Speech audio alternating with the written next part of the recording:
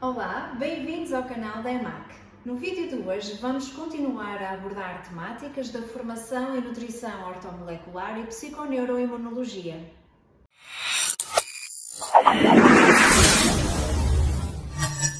Então, bom dia. O meu nome é Ana Moreira. Nenhum de nós, médico, pode negar, ou enfermeiros, ou outros profissionais de saúde, mas especificamente aqui estamos a falar de medicina. Nenhum médico pode negar de onde é que veio.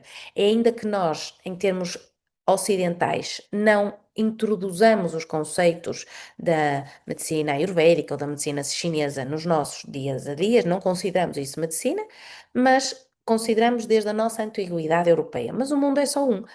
E os tratados de medicina chinesa e ayurvédica são fantásticos.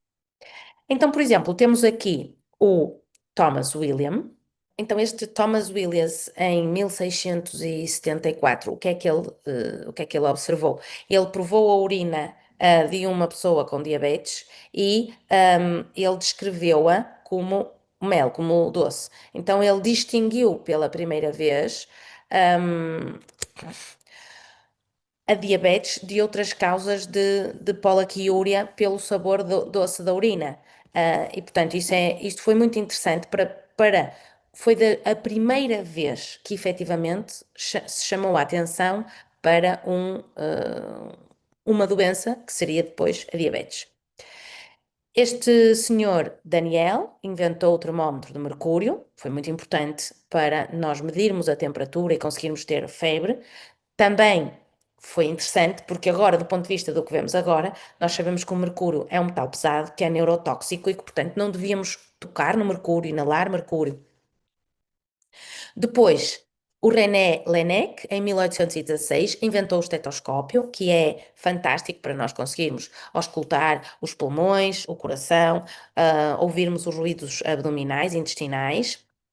Depois, o meu avô era médico, era patologista clínico e, portanto, o meu avô tinha um laboratório de análises. E então, a forma que havia de realizar um teste de gravidez sem ser pela barriga já estar grande, com 4 meses, era injetar urina de uma mulher supostamente grávida numa rã e, portanto, confirmar-se-ia a gravidez com a desova dos ovos da rã. Reparem, o teste de gravidez comum, alguma de vocês fez, se engravidou, que é com a urina da mulher supostamente grávida e vai-se. Neste momento até já temos os testes de farmácia que nos mostram em 5 minutos, mas há 20 anos atrás tinha que ir a urina para o laboratório e, portanto, e media-se a concentração da hormona. Isto só passou a acontecer em 1960. Portanto, quer dizer que antes de 1960 tínhamos que fazer assim, injetar urina numa rã. Ou seja, nós vivemos num mundo altamente tecnológico, mas há 50 anos a ressonância magnética foi inventada em 1977, o TAC em 1972. As ecografias, que são fundamentais para os nossos diagnósticos médicos, foram inventadas em 1950.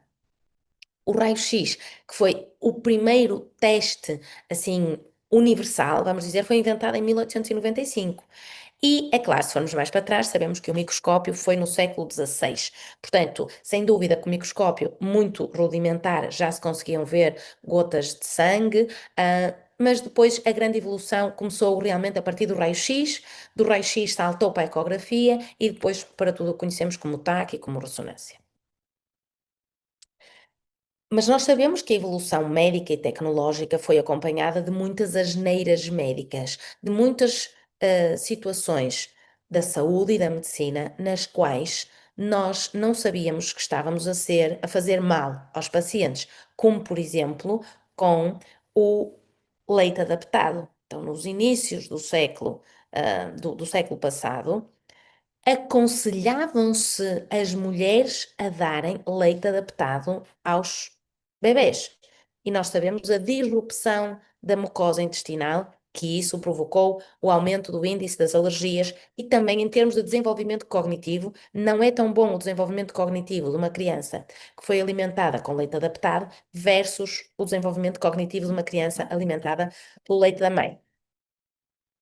Em termos, por exemplo, de refrigerantes, estamos a falar aqui de 1960, 1970. Reparem que se aconselhava os bebés a beberem Coca-Cola ou 7-Up.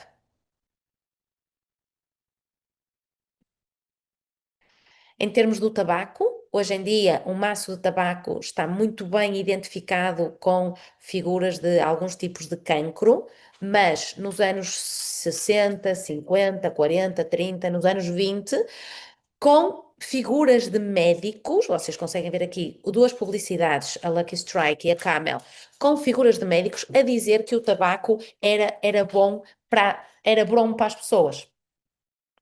Reparem, nós hoje sabemos que o tabaco é altamente maléfico, a palavra será essa.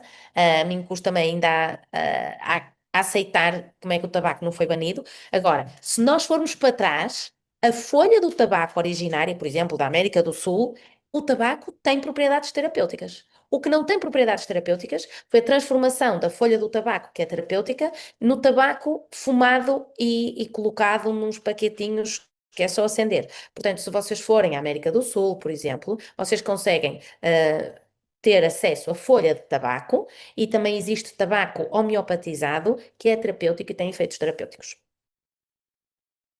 Depois, por exemplo, aqui a questão da talidomida, foi um medicamento que foi introduzido no mercado nos anos 60, que era para as náuseas das grávidas e foi um verdadeiro escândalo, porque as mulheres que tomaram este medicamento, os bebés nasceram, alguns sem braços, outros sem pernas.